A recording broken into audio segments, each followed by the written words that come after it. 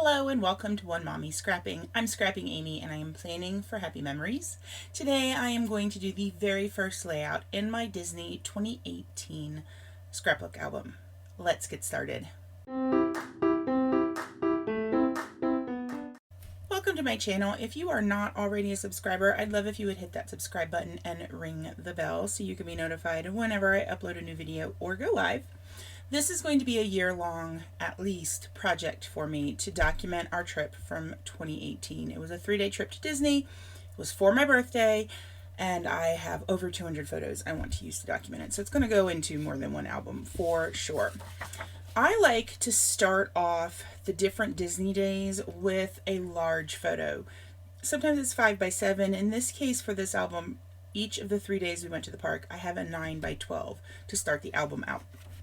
Now, this one I chose this photo because it focuses on us. You can still tell where we are with the castle in the background, but because this is a trip to celebrate my birthday and to celebrate us as a family, I wanted our first photo to be zoomed in. I've got one later on that will actually be zoomed out. For today's voiceover, I am going to do something a little different.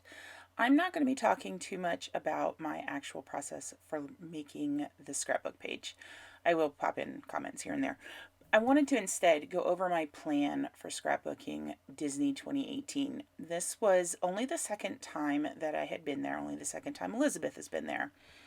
And it was for a major birthday for me. So let me tell you, I was beyond excited. I had told my husband for years and years, since before Elizabeth was born, that I wanted to have dinner with Tigger on this birthday, and he actually made that happen. So this was a very exciting trip for me, and I have about 200 photos printed right now. We ended up taking, between myself, my husband, and then the memory makers, ended up taking over 2,000, and I think, if I'm not mistaken, it's pretty close to 3,000.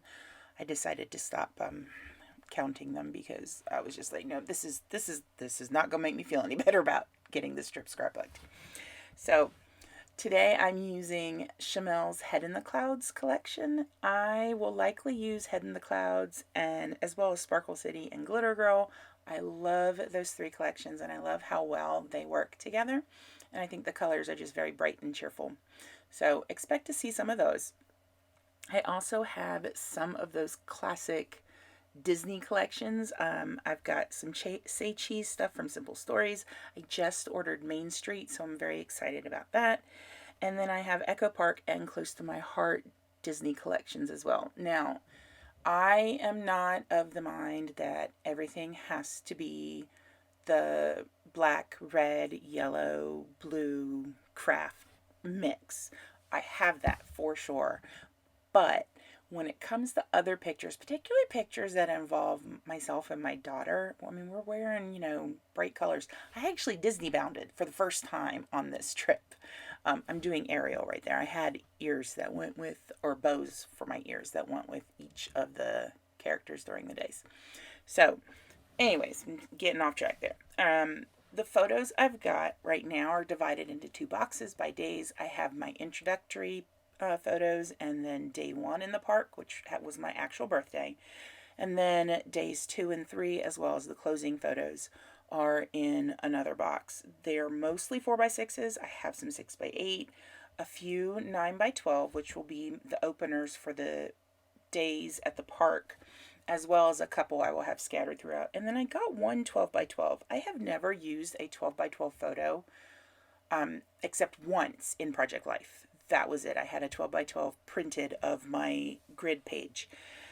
So having a 12x12 in a traditional sort of album is something new, and it's really kind of excited. It's a picture of myself and Tigger together, and it's going to be the actual album opener for album 1. I have no doubt that I will end up doing minimum 2 and most likely 3 albums for this. I store things chronologically, whether it's in the photo boxes or the completed layouts. However, I scrapbook in whatever order I want, which is a reason why it's important for me to keep everything straight. This year for this project, I have made a list of stories, at least I have for those introductory photos in day 1. at the end of day one alone has 58 different 12 by 12 pages in it. I was like, oh my gosh, this is going to take a little bit of time. So that's where I'm thinking I'm probably going to end up with 3 albums. But I've made a list, I've numbered the list, and then my plan is to go back through the photos with, I don't know if I'm going to use a photo safe pen or use a post-it note or something, but I want to put the numbers on the backs of the photos, so that way when inevitably I drop the stack of a million photos, I can at least semi put it back in order without completely bursting into tears. Now, I mentioned the collections that I was using earlier. I like to keep those collections close at hand. So I have the papers, and a lot of the embellishments I'll use are right here within an arm's reach at my chair, which really helps to motivate me to actually use those photos first and foremost. I don't have to search for things throughout my scrapbook room. They're all right here. Can I search for things? Sure. You will probably see some Cocoa Vanilla and definitely some Basic Gray and probably some Bella Boulevard. I'm going to have all sorts of manufacturers in here, but the ones I know for sure I'll use, I keep close at hand.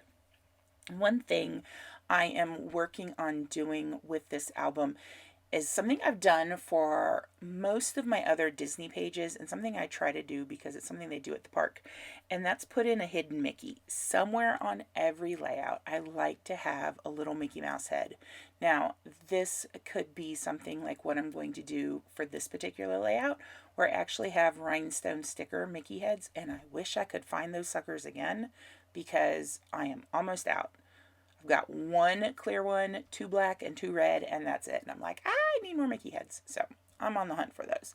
Worst comes to worst, I'm buying me some rhinestones and fixing it up myself. Anyway, so the hidden Mickeys will go on those pages. Half the time I am going back and adding the layouts to my album, and I realize, oops, I forgot to put a Mickey on here, and so I'll add one. Kind of like when I'm looking at this layout today, getting ready to do the voiceover, and I go, oh, oops, I never put Nuvo drops on it. How did I manage to do a layout without Nuvo drops? I may end up actually going and putting enamel dots on here because I'm trying to use up all my enamel dots this year. So that way I can have as many Nuvo drops as I want and consider it a cost-saving measure. So the final thing I wanted to talk about for these album plans is the kind of layouts I'm doing. Most of my layouts will be 12 by 12. That is where my heart lies when it comes to scrapbooking. I do have some 6 by 8 pages. Some are full 6 by 8 and some are like the divided 6 by 8 page protectors, and I don't mind using either of those. Both work well. So you will see some of those pop up. Usually that's when my plans have changed and I add in a new photo, or I decide not to do like 3 photos on the page and just want 2, but I still want to include that 3rd photo. That's when I'll pop things into a little page protector like that. I also have a ton of Project Life page protectors that are the 12 by 12 sizes, so I might be putting those in as well. I just like to have a variety, and I'm actually considering trying some of the new 9 by 12 pages that Scrapbook.com is selling. I think those are awesome, and I think it would be fun to just have a little bit of variety. It'll make it, I think, seem a little more interesting as you're flipping the pages because you don't necessarily know what kind of layout's coming up next. Maybe that's just me that gets excited about stuff like that. I don't know. But hey, it's my album, so if I get excited about it, I should put it in there. So as I'm finishing up this layout, I think that's everything I have right now for plans. Within the next week or so, I'm going to go through the other days of photos. I'm going to create my story list from there. And then I'm just going to scrapbook. You will see these pages done on traditional process videos here on YouTube.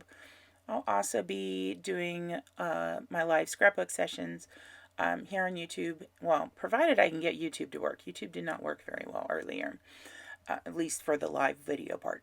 But I will definitely be doing them in my Facebook group too. So if you're not part of the Facebook group, there's a link down below. Click to join, and it would be great to have you over there too. People share their layouts and their creative endeavors. Here's those little Mickey head stickers I was talking about. And so you don't just have to share scrapbook layouts.